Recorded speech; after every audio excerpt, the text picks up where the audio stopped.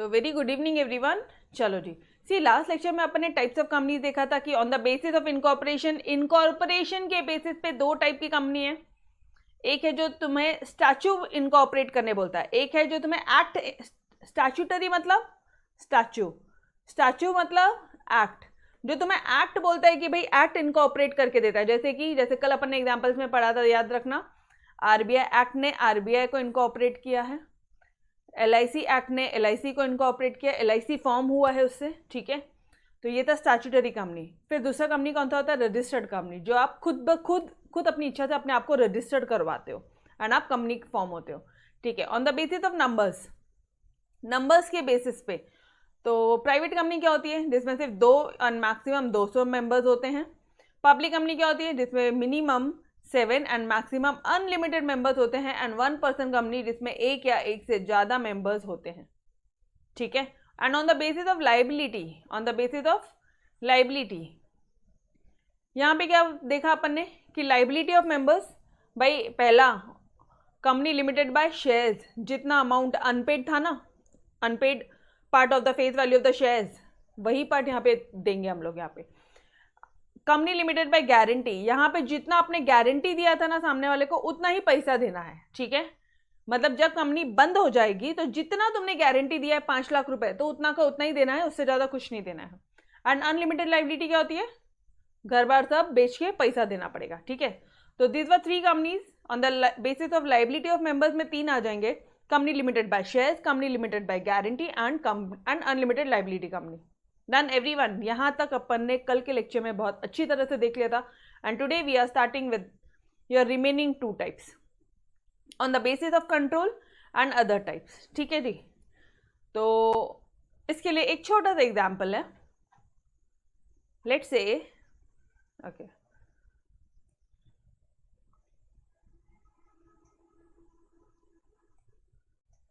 Let's say एक company है ABC limited.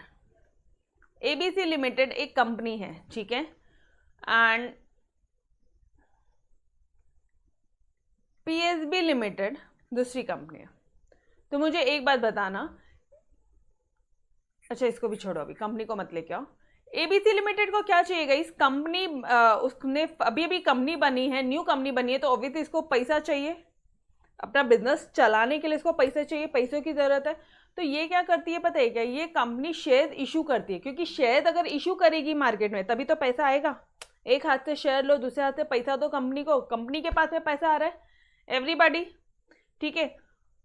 तो बहुत सारे इंडिविजुअल्स आए हैं, बहुत सारे इंडिविजुअल्स रेडी हो गए कि हम आपकी कंपनी के शेयर्स परचेज करने के लिए रेडी हैं।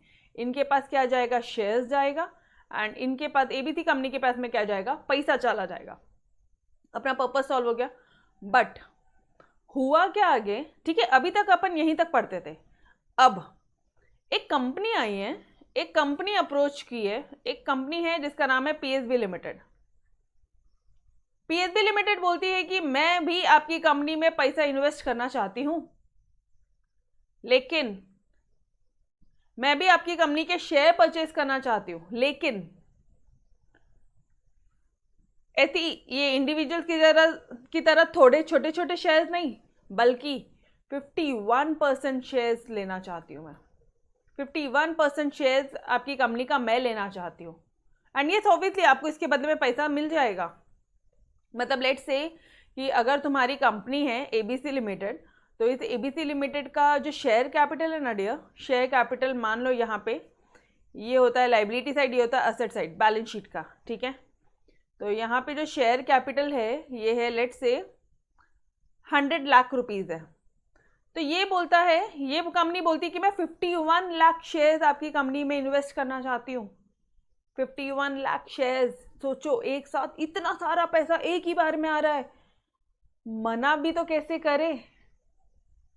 ऑब्वियसली आप सोचो ना, इन सबको अकेले इतने लाखों करोड़ों इन्वेस्टर्स को अकेले इंडिविजुअल इन्वेस्टर्स को देने से बेटर है एक कंपनी को दे दो, पूरा का पूरा बल्क में पैसा आ जाएगा। यस और नो? बट अब आपके माइंड में एक डाउट होता है, इज इट अलाउड? तो आपने ऑब्वियसली कंपनी एक्ट 2013 देखा एंड उसमें क्लियर कर दिया है कि हाँ जी अलाउड है। बट कब अलाउड है? मोर देन 50% शेयर अगर कोई कंपनी चाहे तो दूसरी कंपनी में इन्वेस्ट कर सकती है। क्या बोल रहे हैं? मोर देन 50% शेयर अगर एक कंपनी चाहे, पीएसबी लिमिटेड चाहे, कोई भी कंपनी चाहे तो दूसरी कंपनी में इन्वेस्ट कर सकती है। तो ये जो कंपनी जो इन्वेस्ट कर रही है ना, ये कंपनी कहलाएगी होल्डिंग कंपनी, एंड जो दूसरी कंपनी है वो कहलाएगी सब्सिडरी कंपनी। क्यों? क्योंकि मेन पैसा किसने डाला है, मेन पैसा किसने लगाया डियर? पीएसबी लिमिटेड ने लगाया है। एवरीवन, मेन पैसा किसने लगाया है? एबीसी लिमिटेड ने 51% शेयर्स 51 लाख रुपीस किसने लगाया है?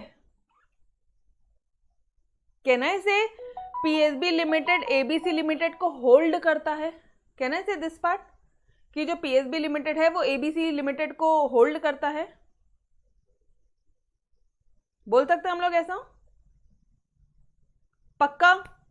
तो पीएसबी लिमिटेड जो होल्ड करता है, ध्यान से सुनना, क्योंकि PSB limited majority of the shares ये एबीसी लिमिटेड को होल्ड करता है, इसलिए इसे क्या बोला जाता है? होल्डिंग कंपनी बोला।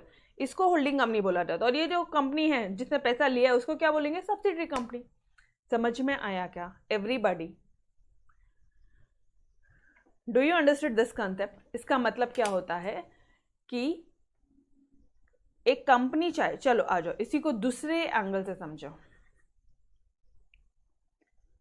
अब यहां पे ये कंपनी ए है, कंपनी ए अगर कंपनी बी में इन्वेस्ट कर रही है पैसा, ठीक है, मोर देन 50% शेयर्स अगर होल्ड करती है या इन्वेस्ट करती है या परचेस करती है, बात एक ही है।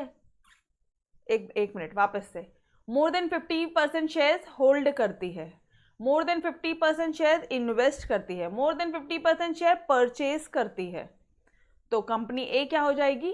होल्ड करती है तो holding company, and company B क्या हो जाएगी dear? Subsidiary company. Is it understood everybody?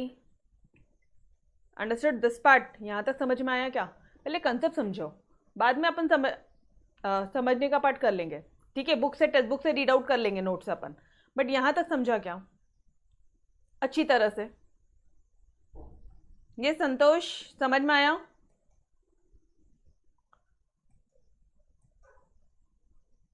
पक्का? शैल आई मूव अहेड? ओके, अच्छा मैम, अगर इनको शेयर्स परचेज नहीं करना होगा तो लेट्स से कि ये कंपनी ने ना, अब दूसरा एग्जांपल ले रही हूँ मैं, ठीक है? नेक्स्ट एग्जांपल में इन्होंने क्या किया, ये कंपनी ए ने शेयर्स परचेज नहीं किया है, बट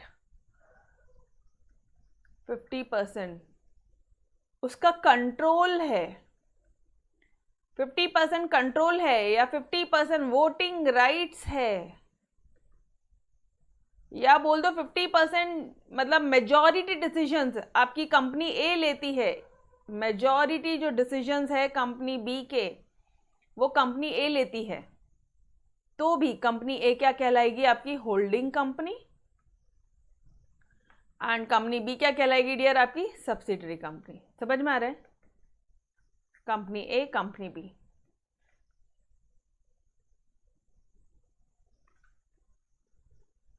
मतलब 50% से ज्यादा का कंट्रोल कंपनी ए है। कंपनी ए डिसाइड करती है कि कौन सा डायरेक्टर चाहिए कंपनी बी में, कंपनी बी कैसे काम करेगी, कैसे काम नहीं करेगी, कौन सा काम करेगी, कितना काम करेगी, कहाँ से गुड्स लाएगी, कहाँ से नहीं लाएगी, कितना शेयर होल्डर्स को डिविडेंड बांटेगी, ये सारे इंपॉर्टेंट डिसीजन।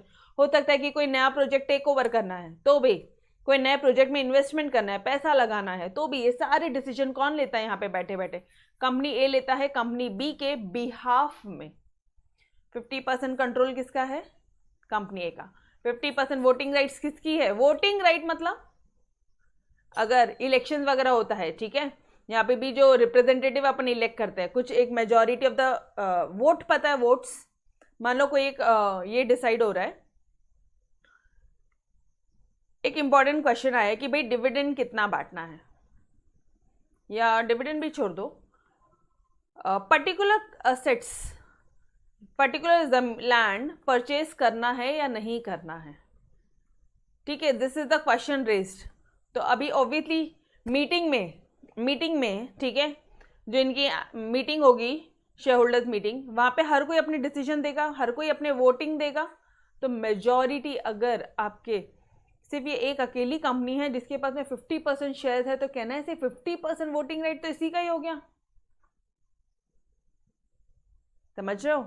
मतलब 50% से ज़्यादा का कंट्रोल तो कंपनी ए का हो गया कंपनी बी में, या फिर मेजॉरिटी डिसीजन। गाइस ये सारे टर्म्स ऑल्टरनेटिवली यूज होते हैं। तो क्या आपको ये तीनों टर्म समझ में आए क्या? कुछ भी वर्ड्स आ जाए, वोटिंग राइट्स आ जाए एग्जाम में, या मेजॉरिटी डिसीजन आ जाए, या 50% कंट्रोल आ जाए, या मोर देन 50% का शेयर्स खरीदा है, इन सारे केसेस में ये कंपनी ने ये कंपनी में इन्वेस्ट किया है, इसका कंट्रोल है 50% से ज़्यादा का, तो ये कंपनी हो जाएगी होल्डिंग कंपनी, ये कंपनी हो जाएगी सब्सिडियरी कंपनी। Done everybody?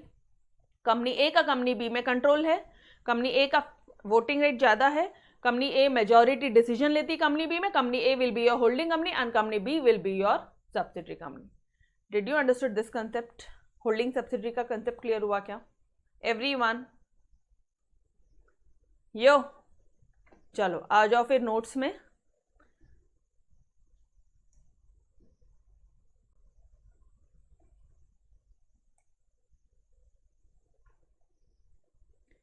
आ जाओ डियर।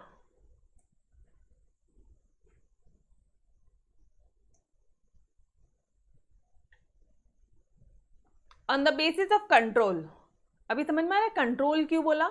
क्योंकि मेजॉरिटी कंट्रोल होल्डिंग कंपनी का ही रहता है सब्सिडियरी कंपनी में। ठीक है, ज़्यादा शेयर इन्हीं के पास में, जिसके जितने नंबर ऑफ शेयर उतना ज़्यादा उनको वोटिंग राइट मिलता है। अब इसके पास में 50% से ज़्यादा के शेयर है, मतलब वोटिंग राइट भी इनके पास में सबसे ज़्यादा है। समझ में आ रहा है? कोई भी एक डिसीजन है तो उस पर मेजॉरिटी, अगर इन्होंने हाँ बोल दी तो हाँ ही है ना, मेजॉरिटी हो गया ना। 100 में 50% से ज़्यादा अगर इन्हीं के पास है वोटिंग राइट, तो समझ जाओ अगर ये हाँ बोल दिए तो वो डिसीजन पास हो जाएगा, अदरवाइज वो डिसीजन पास नहीं होगा। समझ में आ रहा है? देखो, holding company is a company which holds more than half, 1/2 मतलब more than 50% of the share total share capital of another company। more than half मतलब, या तो ऐसे बोल दो आप, which holds more than half total share capital, half of the share capital of another company, या फिर और ऐसा बोल दो more than 50% share capital of another company। तो वो कंपनी क्या हो जाएगी? Holding company. और एक और पॉइंट है, and has powers to appoint, वो किसी को भी अपॉइंट कर सकते हैं। ये जो कंपनी ए है ये चाहे तो कंपनी बी में अपॉइंट कर सकती है, रिमूव कर सकती है सारे के सारे या majority of the directors.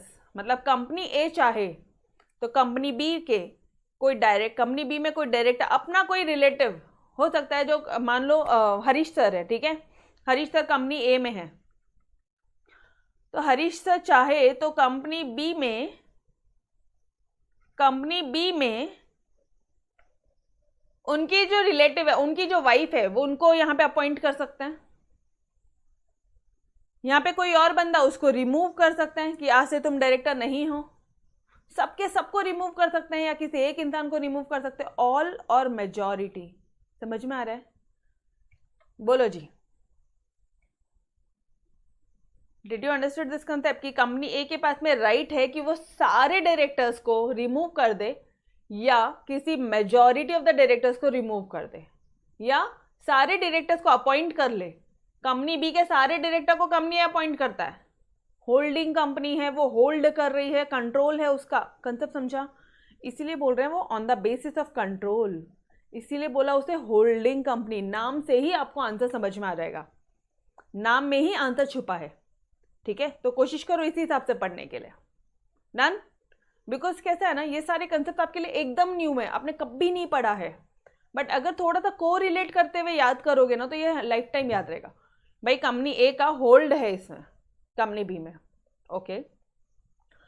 Company A का कंट्रोल है कंपनी बी में। ऑब्वियसली जब सारे डायरेक्टर तुम अपॉइंट कर सकते हो, रिमूव कर सकते हो, मेजॉरिटी डिसीजन ले सकते हो, तो तुम हर एक चीज कर सकते हो कंपनी की। समझ में आ रहा है? इसलिए कंपनी ए को होल्डिंग कंपनी बोला जाता है एंड कंपनी बी को सब्सिडरी कंपनी बोला जाता है. Done everybody? यस. केतकी, दर्शन बोलो फटाफट से. आप दोनों के कब से रिस्पॉन्स नहीं आ रहे हैं? ओके. तो what is subsidiary company then? Subsidiary company क्या होती है गाइस? ये जस्ट अपोजिट है होल्डिंग कंपनी की. It is a company which is controlled by holding company, मतलब कंपनी बी. और होल्डिंग कंपनी क्या थी? कौन थी? Company A. Which is control. ये क्या बोलेगी कि भाई मेरा पूरा कंट्रोल, मैं तो मेरे डिसीजन ले ही नहीं सकती हूँ, मेरा जो भी कुछ कंट्रोल है वो कंपनी ए लेती है. तो ये क्या हो गया? It is a company which is controlled bye a holding company. इनके एंगल से बात करो. विच is controlled bye a holding company. Done everybody?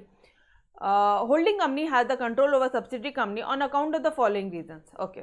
Control क्यों आया इसके पास में? कंट्रोल क्यों आया होल्डिंग कंपनी के पास में? दो रीजन के कारण. क्योंकि इन्होंने परचेज किया है more than half of the share capital of subsidiary company. Second, holding company has powers to appoint, remove all और मेजॉरिटी ऑफ इट डायरेक्टर्स. क्या ये दो पॉइंट्स आपको सेम लग रहे क्या गाइस? एग्जैक्टली एंड डिक्टो सेम है. अब इनके एंगल से बोलो ना यार, मेरे आधे से ज्यादा शेयर इनके पास में है. ठीक है, आधे से ज्यादा मतलब more than half of the total share capital holding company के पास में है. एंड मेरी कंपनी के, कंपनी भी क्या बोल रही है, मेरी कंपनी के सारे डायरेक्टर्स को अपॉइंट करना या रिमूव करना भी इनके हाथ में है. तो ये रीजन है कि होल्डिंग कंपनी का कंट्रोल है सब्सिडरी कंपनी में. सिंपल. Done everybody? समझ में आया अच्छी तरह से? होल्डिंग कंपनी क्या होती है, सब्सिडरी कंपनी क्या होती है, बोलो. Did you understand this part? ठीक है. ओके. नाउ आई नो ये आपको कई मेजॉरिटी ऑफ द बच्चों को बोर हो रहा होगा क्योंकि आपके एग्जाम्स में नहीं आने वाले हैं ना. इट्स रिड्यूस सिलेबस, बट यार पढ़ना तो है ना. एंड एटलीस्ट नॉलेज मिल रहा है. हो सकता है आपको ऑब्जेक्टिव्स में आपकी टीचर कवर कर ले. ठीक है. तो एटलीस्ट जिनको नहीं है ये सिलेबस में, मतलब इस साल अगर आपके टीचर कट कर रही है कि नहीं ये इस साल हम लोग एग्जाम में नहीं पूछेंगे, तो आप मत पढ़ो. आपसे सुन के लो, समझ के लो concept. That's it, more than enough है. ताकि आप सारे ऑब्जेक्टिव, सारे fill in the blanks, give reasons, agree disagree, आप सब सॉल्व कर पाओगे. ठीक है. चलो जी, let's start. Now there are other types of companies also, जैसे कि गवर्नमेंट कंपनी होती है, फॉरेन कंपनी होती है, डोरमेंट कंपनी होती है, लिस्टेड कंपनी होती है, स्मॉल कंपनी होती है, एसोसिएट कंपनी होती है, and company not for profit होती है. ठीक है. ऐसी बहुत सारी टाइप की कंपनीज और भी है. कौन कौन सी है? गवर्नमेंट कंपनी जो गवर्नमेंट ने बनाई है. ठीक है. या फिर आप ऐसा बोल दो, ऐसी कंपनी जिसका गवर्नमेंट सबसे ज़्यादा होल्ड गवर्नमेंट करती है. अरे बाबा, अगर मैंने इसी कंपनी ए, कंपनी बी में, अगर मैंने इसी एग्जांपल में ऐसा बोल दिया कि कंपनी बी को अब गवर्नमेंट, जो गवर्नमेंट है ना, वो 51% of the paid up share capital, company government जो है 51% of the paid up share capital company B में होल्ड करती है, या government 51% of the paid up share capital company B में परचेज कर रही है या इन्वेस्ट कर रही है, तो आप क्या बोलोगे इसे? Government company. कंपनी बी हो जाएगी आपकी गवर्नमेंट कंपनी. ये जो कंपनी बी है ये आपकी गवर्नमेंट कंपनी हो जाएगी. क्यों?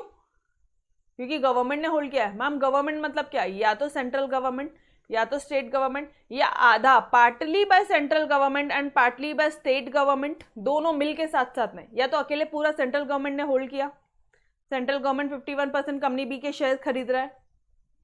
वापस से, सेंट्रल गवर्नमेंट कंपनी बी के 51% से ज़्यादा का शेयर्स खरीद रहा है, तो कंपनी जो बी है ये आपकी गवर्नमेंट कंपनी कहलाएगी. क्यों? क्योंकि इसमें आधा से ज़्यादा कंट्रोल किसके हाथ में आ गया? अब कंपनी ए नहीं है, अब कौन आ गया? गवर्नमेंट के हाथ में आ गया. तो गवर्नमेंट कंपनी है ना बॉस. अगर कंपनी ए में आ गया तो पूरा कंट्रोल, अगर कंपनी ए के पास में था तो होल्डिंग कंपनी, अगर पूरा का पूरा कंट्रोल गवर्नमेंट के हाथ में है तो वो गवर्नमेंट कंपनी. समझ में आ रहा है? What is government company guys? What is government company? अगर 51% पेड अप शेयर कैपिटल का गवर्नमेंट ने कंट्रोल कर लिया, अगर पीएसबी लिमिटेड का 51% शेयर इन्होंने ले लिया, गवर्नमेंट ने ले लिया, मतलब 51% से ज्यादा का पैसा तो गवर्नमेंट दे रही है, तो कंपनी कौन सी हो गई? Government company. और गवर्नमेंट मतलब मैम यहाँ पे गवर्नमेंट मतलब क्या है? तो चाहे सेंट्रल गवर्नमेंट चाहे स्टेट गवर्नमेंट या दोनों आधा आधा, कुछ भी चलता है। समझ में आया एवरीवन? देखो, या तो सेंट्रल गवर्नमेंट या तो स्टेट गवर्नमेंट, या फिर थर्ड पॉइंट दिखना, partly bye CG and partly bye SG. अच्छा, इसको ना थोड़ा सा शॉर्ट से भी आप कर सकते हो। इसका एक डायग्राम बनाना है तो बना लो।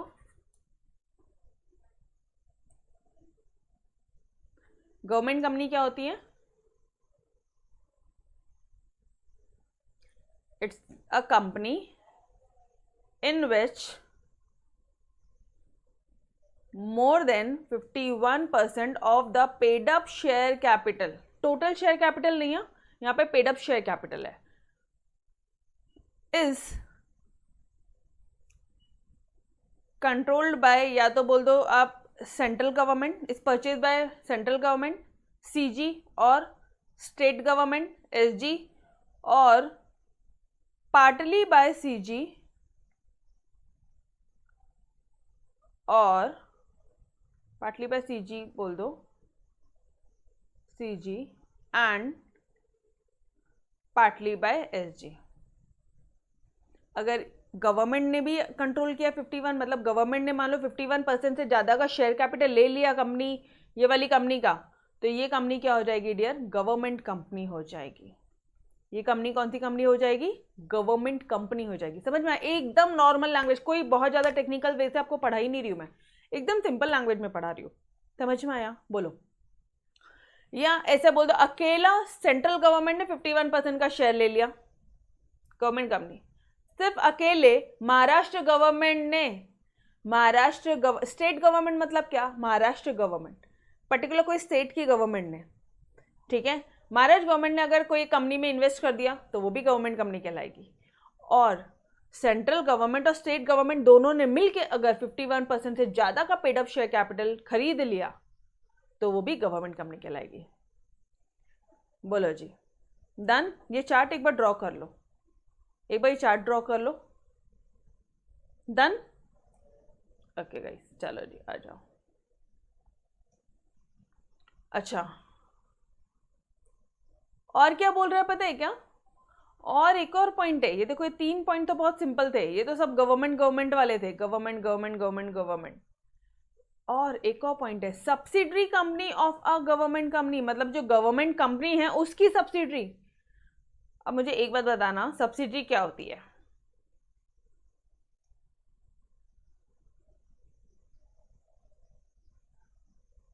कोई भी गवर्नमेंट कंपनी है, ठीक है, उसकी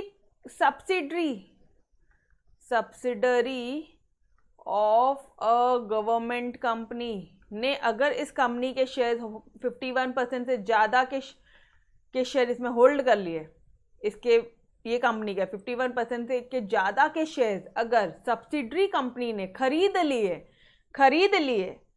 परचेज कर लिए, या इन्वेस्ट कर लिया, या होल्ड कर लिया, तीनों पॉइंट एक ही है, होल्ड करना, इन्वेस्ट करना, परचेज करना, ऑल पॉइंट्स आर सेम। अगर मैं सिंपल लैंग्वेज में अगर आपको ऐसा बोलूं कि अगर कोई गवर्नमेंट कंपनी है उसकी सब्सिडरी, मतलब सब्सिडी क्या होती है डियर? अभी क्या भी अपन ने पढ़ा था, गवर्नमेंट कंपनी की सब्सिडरी मतलब जिसमें more than 50% of the total share capital government का है। गवर्नमेंट ने अगर, इन शॉर्ट आप ऐसा समझ लो यार कि गवर्नमेंट ने एक और कंपनी में होल्ड किया है, समझ लो, ठीक है।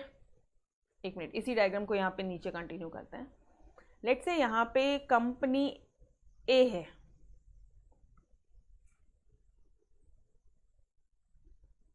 ठीक है, ये कंपनी ए है जिसमें गवर्नमेंट ने 50%, मोर than 50% of the total share capital, share capital का 50% से ज़्यादा का किसने परचेज किया है? गवर्नमेंट ने परचेज किया है। ये कंपनी के शेयर्स किसने परचेज किए? It's purchased by government, purchase by government. तो ये कंपनी क्या हो, कौन सी हो जाएगी डियर? ये कंपनी कौन सी कंपनी कहलाएगी? बोलो फटाफट से। ये company, this company will known as subsidiary of a government company. ये सब्सिडरी कंपनी हो जाएगी। क्यों? क्योंकि गवर्नमेंट ने 50% से ज़्यादा का शेयर वहाँ पे होल्ड किया है। 50% से ज़्यादा, नोटिस करना दोनों में फ़र्क क्या है। 50, 51 कब, कहाँ 50 है, कहाँ 51 है, दोनों चीज़ों में अगर क्लियर हो गया ना तो कोई कन्फ्यूजन नहीं होगा। यहाँ पे बोल रहा है वो मोर देन 50%। यहाँ पे क्या बोल रहा है वो आपको? मोर than half of the total share capital, या फिर मोर देन 50%। यहाँ पे बोल रहा है 50% से ज़्यादा का गवर्नमेंट कंपनी ने किसी कंपनी में होल्ड किया और वो कंपनी ने इस कंपनी में होल्ड किया है, तो वो भी मतलब सब गवर्नमेंट कंपनी की सब्सिडरी भी किसी में होल्ड करे ना तो भी वो गवर्नमेंट कंपनी ही कहलाएगी। आप समझने की कोशिश करो। अच्छा सुनो, पहले होल्डिंग कंपनी में ये एक पॉइंट क्लियर हुआ क्या? होल्डिंग कंपनी क्या होती है? जिसमें मोर देन 50% शेयर कैपिटल है। और गवर्नमेंट कंपनी क्या होती है? जिसमें मोर देन एटलीस्ट कम से कम 51% of the paid up share capital है। नॉट लेस देन मतलब 51% से कम नहीं चलता, मतलब 51% चलता है, बिल्कुल चलता है। तो एटलीस्ट कम से कम जिसमें 51% पेड अप शेयर कैपिटल है, ठीक है, तो वो गवर्नमेंट कंपनी कहलाएगी। तब एक चीज सुनो, तो अगर यहाँ पे ये जो कंपनी ए है, अगर ये कंपनी ने भी इस कंपनी में, कंपनी बी में इन्वेस्ट किया ना, ये कंपनी ए जिसमें गवर्नमेंट ने 50% से ज़्यादा का शेयर होल्ड किया है, तो डियर गवर्नमेंट का ही तो कंट्रोल है। इसका मतलब गवर्नमेंट तेरा इस पे भी कंट्रोल है एंड इनडायरेक्टली गवर्नमेंट तेरा इस पे भी कंट्रोल है। तो ये सारी कंपनीज क्या हो जाएगी? गवर्नमेंट कंपनी ही कहलाएगी। समझ में आ रहा है? मतलब यहाँ पे जो आपका पिक्चर है ना, ये इतना छोटा सा हो जाएगा कि कंपनी ए में 50% से ज़्यादा का शेयर गवर्नमेंट ने कंट्रोल किया है, ठीक है। और अगर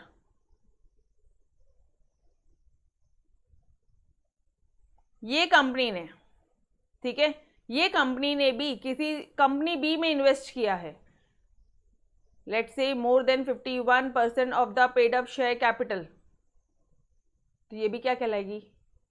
सब्सिडरी कंपनी, गवर्नमेंट कंपनी ही कहलाएगी। इन शॉर्ट आपसे अब इतना समझो कि subsidiary of a government, government company की subsidiary company, subsidiary of government company ने अगर किसी गवर्नमेंट कंपनी की छोटी कंपनी, गवर्नमेंट कंपनी की सब्सिडरी कंपनी ने अगर किसी कंपनी में इन्वेस्ट किया है, तो भी ये गवर्नमेंट कंपनी, ये कंपनी भी जो है ये गवर्नमेंट कंपनी ही कहलाएगी। आपको कोई भी एंगल से समझ में आ रहा है क्या? पॉइंट्स सारे एंगल से मैंने बता दिया, चेन सिस्टम बना के बता दिया, नॉर्मल बता दिया। ये एक सिंपल सा पार्ट है। सब्सिडरी कंपनी जो है, गवर्नमेंट कंपनी की जो सब्सिडरी है, अगर उसने मेन कंपनी में इन्वेस्ट किया है तो ये कंपनी क्या हो जाएगी?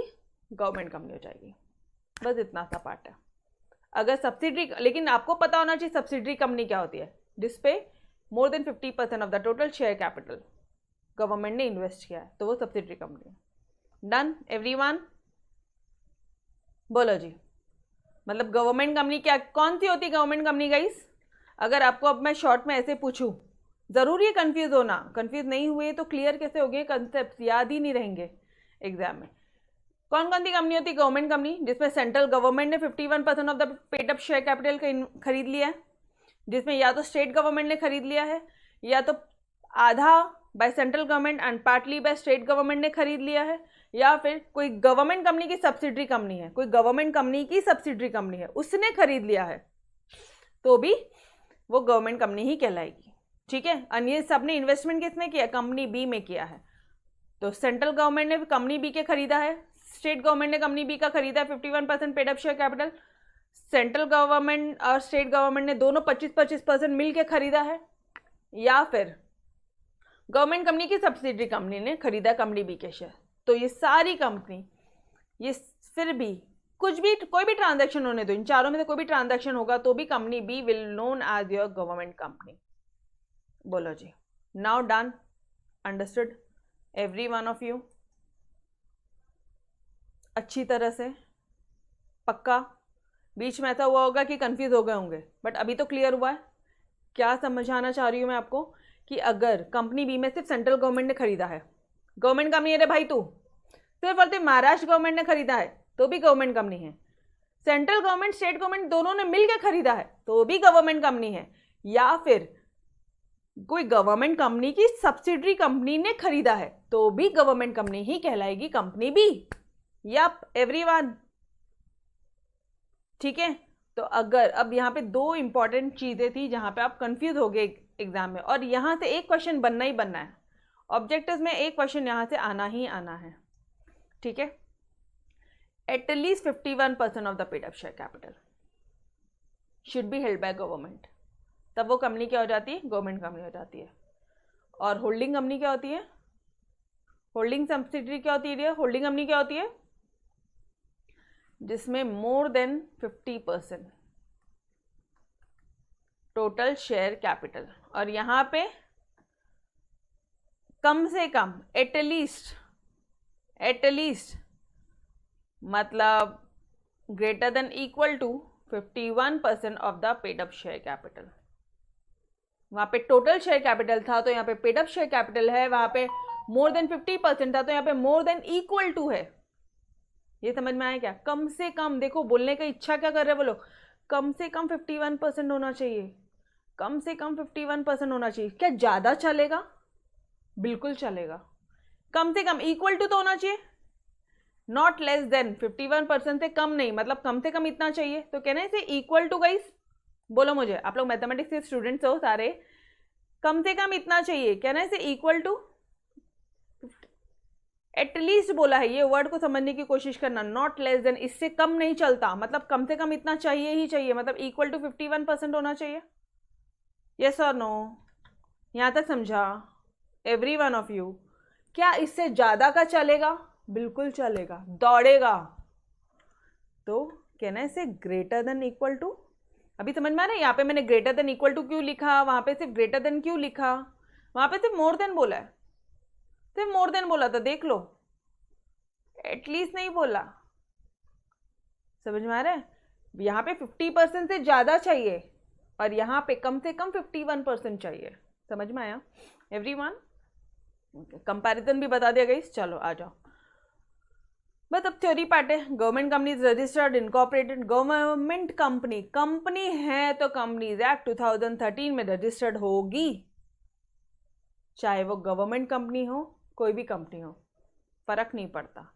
कंपनी बोल दिया, कंपनीज एक्ट 2013 में आज की एक्ट में रजिस्टर्ड होना मांगता। It may B private company, जो गवर्नमेंट कंपनी है वो या तो प्राइवेट हो सकती है, वो या तो पब्लिक हो सकती है। फॉर एग्जाम्पल, जैसे आपने सेल का नाम सुना होगा, SAIL, steel authority of India limited. भेल का नाम सुना होगा, भारत हैवी इलेक्ट्रिकल लिमिटेड, ठीक है, कोल इंडिया लिमिटेड। ONGC का नाम तो सुना है, ONGC का नाम तो सुना है guys, oil natural gas corporation limited. तो ये सारी कंपनीज क्या है? गवर्नमेंट कंपनीज है।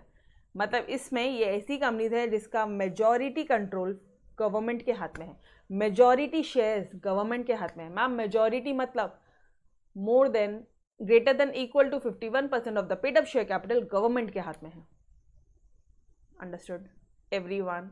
तोड़ क्लियर हुआ क्या है ये गवर्नमेंट कंपनी? मतलब ONGC कंपनी जो है ना, ONGC लिमिटेड का मोर than 51% of the paid up share capital government के हाथ में है, मेन कंट्रोल गवर्नमेंट के हाथ में है, इसलिए उसे क्या बोलते हैं? गवर्नमेंट कंपनी बोलते हैं। समझ में आया? बोलो जी, done? Yes, any doubts? Please ask. बस इतना ही समझना था कि गवर्नमेंट कंपनी क्या, जिसका 51% पेड अप शेयर कैपिटल, 51% से ज्यादा का कंट्रोल गवर्नमेंट के हाथ में है, वो हो गई government company. Done? Okay. What is foreign company then? अब फटाफट हो जाएगा, अब कुछ नहीं है इसमें। फॉरेन कंपनी क्या होती है? ये ऐसी कंपनी होती है जो, वापस से ध्यान से सुनना, फॉरेन कंपनी जिसकी कर्मभूमि इंडिया में है लेकिन जिसकी जन्मभूमि विदेश में है। वापस से लिख लो या फिर ये चीजें लिख लो।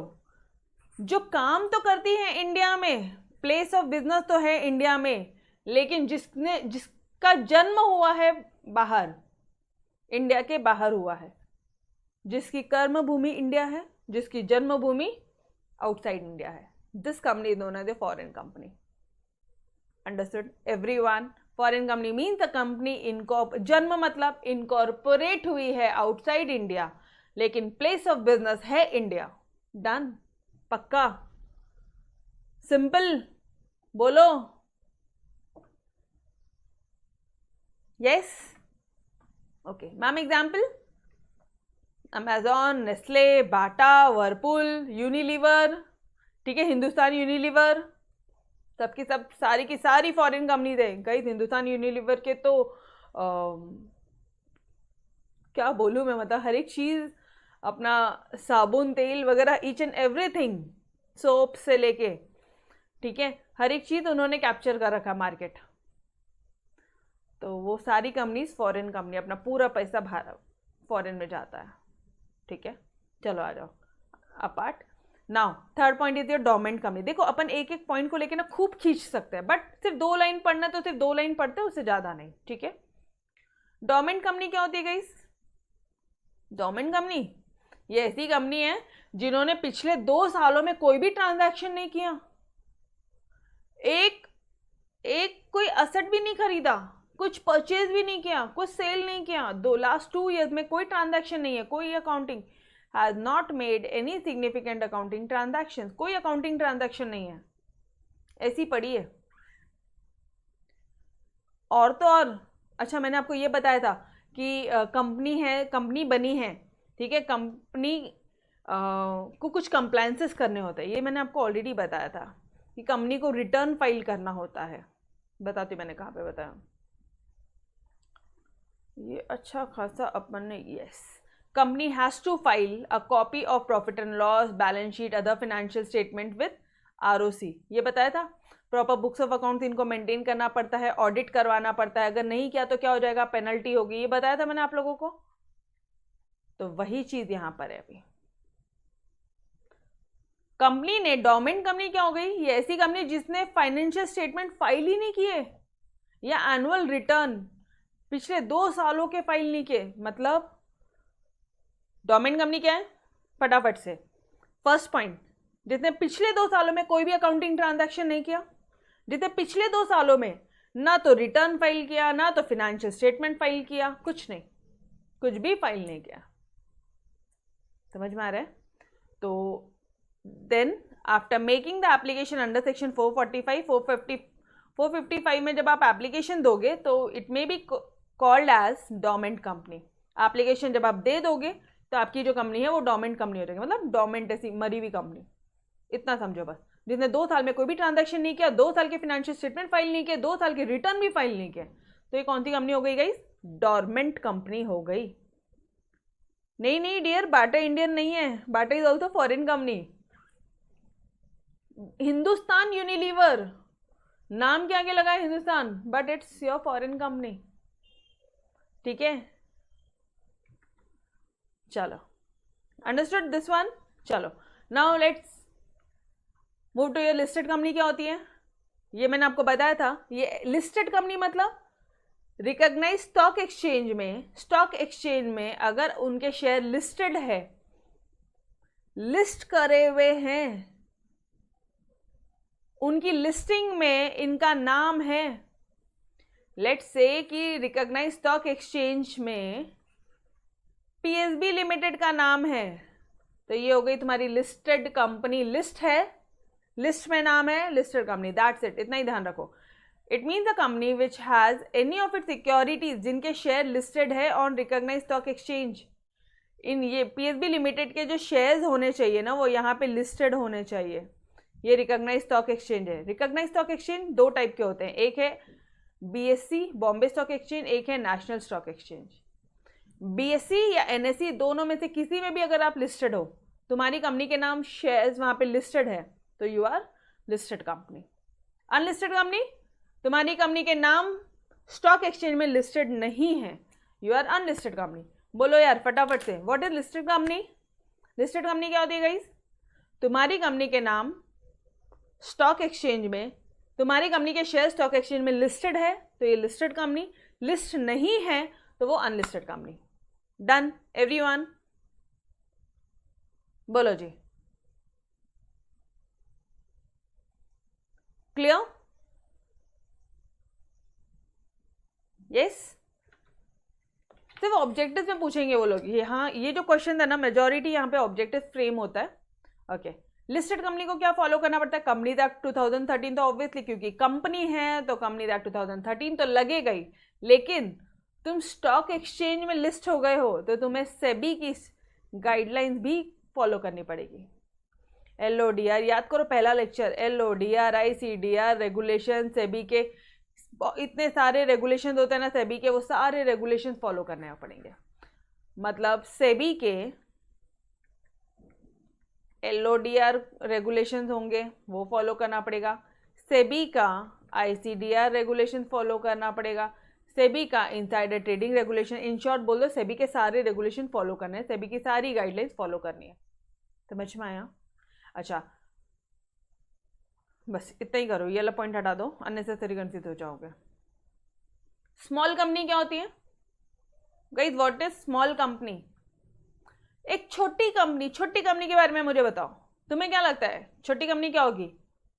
जिसके पेड अप मैम, जिसका शेयर कैपिटल कुछ 1-2 लाख रुपए होगा, वो छोटी कंपनी है ना? अरे भाई ऐसा बोलना मत, ऐसा बिल्कुल मत सोचना, ऐसा पाप मत करना। It means a company other than public company, जो पब्लिक कंपनी नहीं है। ओके, पब्लिक कंपनी मतलब करोड़ों पैसा ले रही है पब्लिक से, ठीक है? पब्लिक कंपनी मतलब पूरे पब्लिक से शेयर्स ले रही है, तो पब्लिक कंपनी तो नहीं है वो। Okay, other than public company.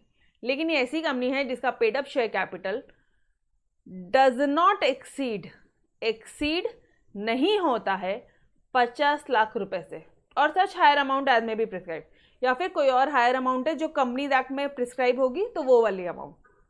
Otherwise अभी हम लोग क्या बोलेंगे, एट प्रेजेंट क्या बोलेंगे कि पेड अप शेयर कैपिटल जिसका एक्सीड नहीं होता है 50 लाख से एंड जिसका टर्नओवर एक्सीड नहीं होता है 2 करोड़ से, तो वो कंपनी क्या कहलाएगी? आपकी स्मॉल कंपनी। बस ये 2 पॉइंट्स लिख के रखो। स्मॉल कंपनी क्या होती है गाइस? यहाँ पे लिख के रखो, जिसका paid up share capital does not exceed 50 lakh, मतलब 50 लाख का शेयर कैपिटल है, उससे ज़्यादा नहीं होना। 50 लाख हो सकता है, बिल्कुल हो सकता है, ठीक है? और टर्नओवर 2 करोड़ से ज़्यादा नहीं होना, मतलब 2 करोड़ हो सकता है, बिल्कुल हो सकता है। और such higher amount as may be prescribed from time to time. मतलब ये ना गवर्नमेंट कई बार ना अपना प्रोविजन रखती है कि स्मॉल कंपनी को हम लोग, मतलब स्मॉल कंपनी को दायरे में, अपने दायरे में लेना है, ठीक है? तो गवर्नमेंट ने यहाँ पे लिखा है और such higher amount as may be prescribe, और जो हम बाद में प्रिस्क्राइब करेंगे वो ऐसा। समझ में? अभी फिलहाल क्या प्रिस्क्राइब है? 50 लाख के से ज़्यादा नहीं होना चाहिए पेड अप शेयर कैपिटल, और 2 करोड़ से ज़्यादा का टर्नओवर नहीं होना चाहिए, उससे ज़्यादा नहीं, मतलब it does not exceed. Does not exceed, ये साइन है आपके एक्सीड का, ये साइन है आपके एक्सीड का, तो does not exceed. Done everyone? ये समझ में आया? स्मॉल कंपनी क्या होती है गाइस? ये थोड़ा बहुत रट्टा मारना है, ठीक है? अभी आप बोलोगे कि मैम ये सब लर्न कैसे होगा? गाइस आप कंपनीज एक्ट पढ़ रहे हो, कानून पढ़ रहे हो, कानून की लैंग्वेज आपको सीखनी ही है। स्मॉल कंपनी क्या होती है? ये ऐसी कंपनी होती है जिसका paid up share capital 50 lakh से ज़्यादा नहीं होता है, और जिसका टर्नओवर मतलब सेल रेवेन्यू, ठीक है, जिसका टर्नओवर 2 करोड़ से ज़्यादा नहीं होता है। मतलब बाप रे, 2 करोड़ तक भी हुआ ना तो भी वो स्मॉल कंपनी। 2 करोड़ के अगर ऊपर चला गया ना, 2 करोड़ 1 लाख, तो वो स्मॉल कंपनी नहीं है। समझ में आया? Okay, now private company, 1 person company और company other than public. Public company को छोड़ के बाकी सारी स्मॉल कंपनी ही होती है, can be A small company. Public company को छोड़ दिया तो बाकी कंपनी स्मॉल कंपनी हो सकती है अगर वो लोग ये दोनों क्राइटेरिया आपके फुलफिल करते हैं। अगर प्राइवेट कंपनी तुम्हारी ये 2 क्राइटेरिया फुलफिल करती है तो वो स्मॉल कंपनी हो जाएगी। अगर 1 पर्सन कंपनी तुम्हारी ये 2 क्राइटेरिया फुलफिल करती है तो वो स्मॉल कंपनी हो जाएगी, या फिर कोई और अदर टाइप की कंपनी जो ये 2 क्राइटेरिया फुलफिल करती है तो वो तुम्हारी स्मॉल कंपनी हो जाएगी, अदर देन पब्लिक कंपनी। ठीक है, डन एवरीवन। चलो जी, now last 2 points are remaining. First one, associate company क्या होती है? एसोसिएट कंपनी गाइस, एसोसिएट है, ये मेरा एसोसिएट है, समझने की कोशिश करना। वी बोथ आर, अपन से बोलते ना, ये अपना ही है, वी आर एसोसिएटेड। मतलब क्या? मतलब क्या? It means a company in which that other company has significant influence. मतलब कंपनी बी का, ये है कंपनी ए आपकी, कंपनी ए, यहाँ पे हरीश सर डायरेक्टर है, ठीक है, यहाँ पे मनीषा मैम डायरेक्टर है, ठीक है।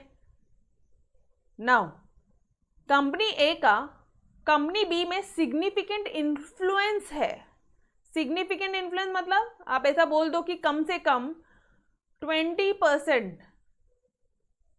ये कंपनी का कैपिटल कंपनी ए के पास में है, 20% शेयर कैपिटल, या 20% से ज़्यादा बिजनेस डिसीजंस का हकदार, 20% बिजनेस डिसीजंस जो है वो आपके हरीश सर लेते हैं। तो आपकी जो कंपनी ए जो हो जाएगी वो हो जाएगी एसोसिएट कंपनी हो जाएगी, एसोसिएट कंपनी हो जाएगी। मतलब एक ही कंपनी है, आपस में मिले जुले कंपनी से एसोसिएट कंपनी हो जाएगी वो कंपनी बी की। मतलब अगर कोई दूसरी कंपनी में 20% से ज़्यादा का शेयर कैपिटल तुम्हारा है, 20% से ज़्यादा के डिसीजन तुम्हारे चलते हैं, तो तुम कौन हो गए? उसके एसोसिएट हो गए हो। समझ में आया क्या? अरे बाबा चलो ये भी छोड़ो,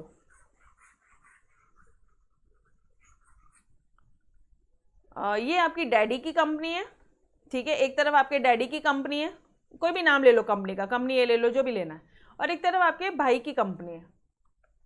आपके भाई को क्या बिजनेस करना है? अब सबसे पहले तो आपके डैडी ने ना 20% शेयर कैपिटल लगाया, मतलब 20% पैसा दिया।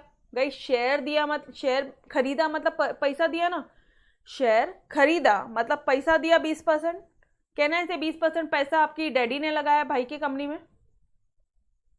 Yes okay. और या फिर इनके बिजनेस डिसीजंस, भाई की कंपनी के जो बिजनेस डिसीजन है वो आपके डैडी लेते हैं, तो आप क्या बोलोगे कि ये जो डैडी की कंपनी है ये एसोसिएट कंपनी है। अब समझ में आया क्या? वही है यहाँ पे, अब समझ में आया एवरीवन? गाइस होता है ना, अपन फैमिली में भी एक दूसरे को ये करते हैं, सपोर्ट करते हैं, पैसे देते हैं, या कोई रिलेटिव को पैसा दिया, ठीक है, या आपने कोई कजिन भाई की कोई दूसरी कंपनी होगी उसको पैसा दिया, 20% का अगर शेयर कैपिटल आपने दिया तो आप हो जाओगे उसके एसोसिएट कंपनी। बस इतना सा कंसेप्ट है, ठीक है। 3 लिमिट्स आ गए टोटल। होल्डिंग कंपनी क्या होती है गाइस? अच्छा रुको, पहले ये वाला लास्ट पॉइंट कंप्लीट कर लेते हैं, फिर पूरा आपको रिवाइज करवाती हूँ, ठीक है। Company not for profit, these companies whose main motive is not to earn profit, social करना, सोशल वेलफेयर करना, और ये कंपनी रजिस्टर्ड होगी under section 8 of the act. Act बोला तो कंपनीज एक्ट, वो हो गई तुम्हारी non profit company. Non profit company में नाम से मालूम पड़ रहा है प्रॉफिट कमाने के लिए नहीं है, मतलब सोशल वेलफेयर करने के लिए है, मतलब सेक्शन 8 में अगर रजिस्टर्ड है तो वो हो गई सेक्शन 8 कंपनी या non profit company, NPO. Done everyone. तो guys here we had finish your entire chapter number 2, पूरा चैप्टर नंबर 2 यहाँ पे आपका फिनिश हो जाता है। यो चलो आ जाओ वापस से, आज जो भी कुछ पढ़ा बहुत टेक्निकल चीज़ें पढ़ी है यार, ठीक है। गवर्नमेंट कंपनी क्या होती है गाइस?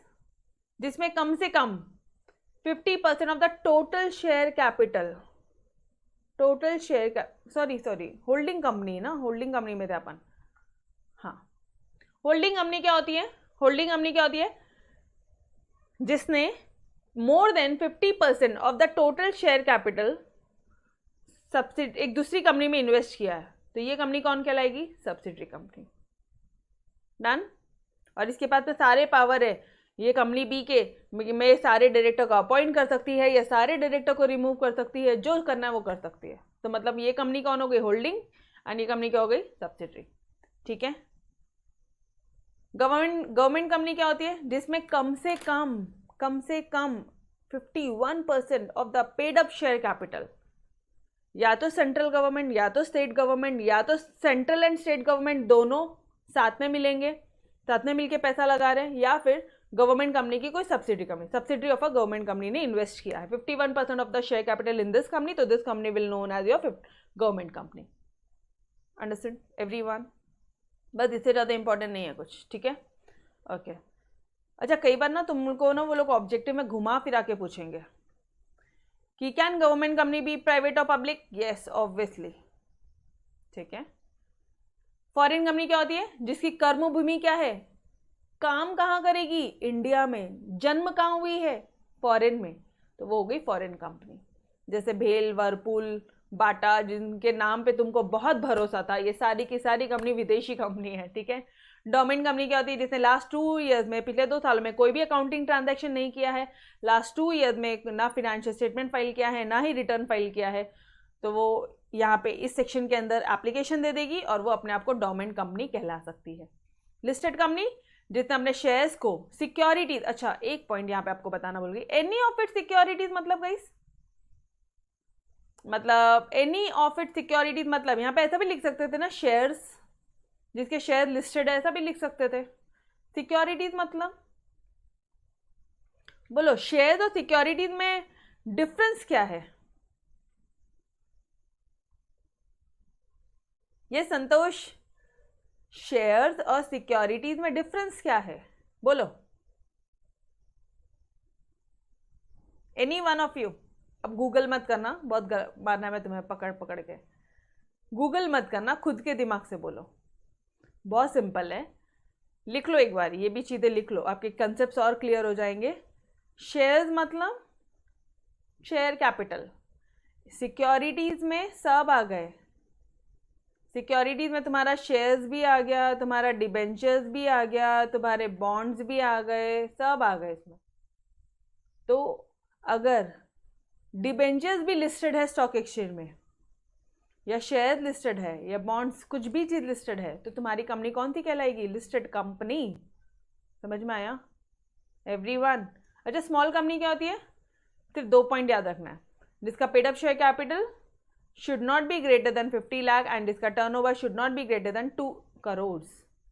एसोसिएट कंपनी जिसने एटलीस्ट, कम से कम, मतलब greater than equal to 20% of the total capital या बिजनेस डिसीजन ले रहा है वो दूसरी कंपनी के, तो वो क्या हो गई? हरीश सर ने मनीषा मैम की कंपनी के सारे डिसीजन वही लेता है, 20% के ज़्यादा के डिसीजन वही लेते हैं, तो हरीश सर की कंपनी क्या हो गई? Associate company.